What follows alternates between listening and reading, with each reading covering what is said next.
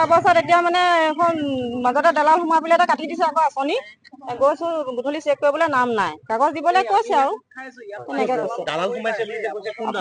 এইবিলাক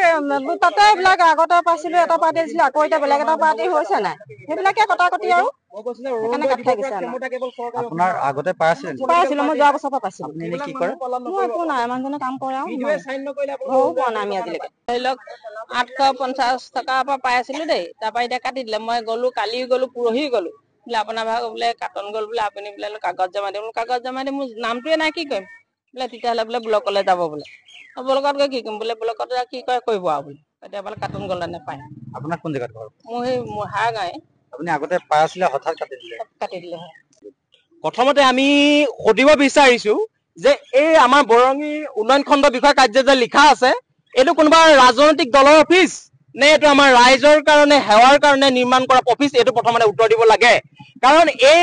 কাৰ্যালয়ৰ অন্তৰ্গত মৰঙী ব্লকত আমাৰ খুমটা সমষ্টি পৰে এতিয়া খুমটা সমষ্টিৰ অন্তৰ্গত মৰঙী উন্নয়ন খণ্ড আমাৰ 11খন পঞ্চায়ত আছে প্ৰতিখন পঞ্চায়তে অৰুণোদয় আঁচনিৰ নামত ব্যাপক খেলিমেলি কৰা হৈছে মানুহক গাঁৱৰ মানুহক ব্লেকমেইলিং কৰা হৈছে যে তুমি যদি আমাৰ পাৰ্টিক ভোট নিদিয়া আমুক নকৰা তেন্তে তোমাক অৰুণোদয় আঁচনি কাটি দিয়া হ'ব এই ধৰণে যিবিলাক গাইডলাইনত চৰকাৰী অসম চৰকাৰৰ গাইডলাইনত লিখা আছে যে দিব্যাংগ মহিলাসকলে বিধৱা মহিলাসকলে অৰুণোদয় আঁচনি পাব লাগে ৰেচন কাৰ্ড থকা প্ৰতিটো পৰিয়ালে অৰুণোদয় আঁচনি পাব লাগে কিন্তু সেইসমূহ পৰিয়ালক সম্পূৰ্ণৰূপে নস্যাৎ কৰি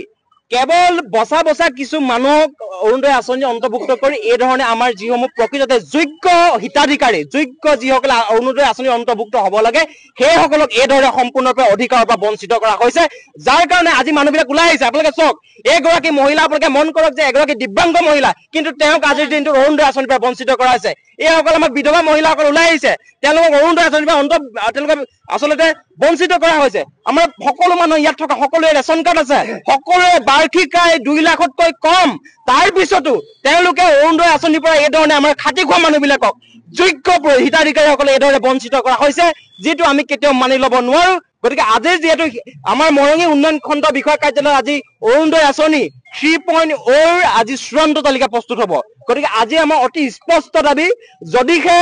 আজিৰ দিনটোত আমাৰ ইয়াত উপস্থিত থকা আৰু প্ৰকৃত যোগ্য হিতাধিকাৰী যিমানবিলাক বঞ্চিত কৰি ৰখা হৈছে যিবিলাক ৰাজনৈতিক নেতা পালিতা চেলাচে মুণ্ডাই তেওঁলোকক যোগ্য থকা প্ৰতিনিধিক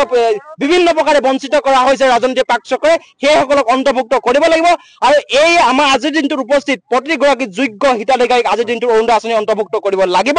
অন্যথা আমি মৰঙী উন্নয়ন খণ্ড বিষয়া কাৰ্যালয় সম্পূৰ্ণৰূপে স্থবিৰ কৰি তোলা হ'ব এয়া আমাৰ দাবী আৰু সম্পূৰ্ণ মহিলা আজি আমি দেখিছা শ মহিলা ওলাই আহিছে কাইলৈৰ পৰা আমাৰ এই অফিচ হাজাৰ মহিলা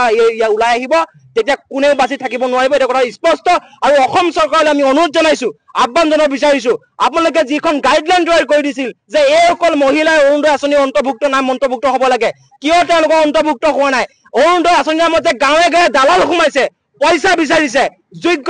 মানুহ আমাৰ বিকলাংগ